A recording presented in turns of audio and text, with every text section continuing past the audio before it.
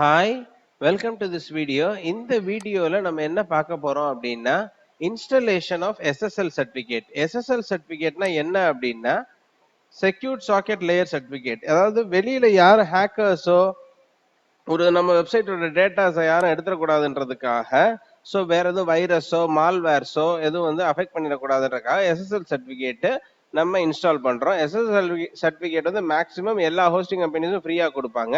So அதை எப்படி install பண்றதுன்றத நம்ம பார்ப்போம்.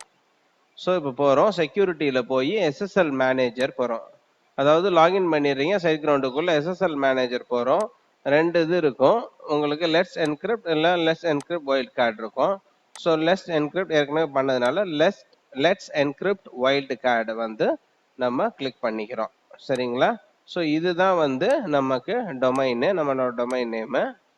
ஸோ இது வந்து லெட்ஸ் என்கிரிப்ட் வைல்ட் கார்டை நம்ம கிளிக் பண்ணுறோம். கிளிக் பண்ணிட்டு கெட் அப்படின்ற ஆப்ஷன் ஒன்று இருக்கும் பாருங்க, அந்த கெட்ன்ற ஆப்ஷனை கிளிக் பண்ணிடுறோம்.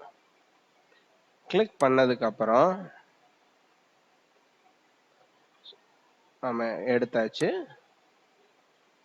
கிளிக் பண்ணிட்டு கீழே லெட்ஸ் என்கிரிப்ட் வைல்ட் கார்டும் பண்ணலாம், லெட்ஸ் என்கிரிப்டும் பண்ணலாம்.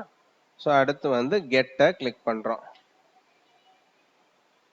ஸோ இது கெட்டு கொடுக்கறதுக்கு முன்னாடி ஹெச்டிடிபிஎஸ் இருக்கு இல்லைங்களா, அதை என்ஃபோர்ஸ் பண்ணி விட்டுறணும். ஸோ ஹெச்டிடிபிஎஸ் என்ஃபோர் பண்ணிடுறோம்.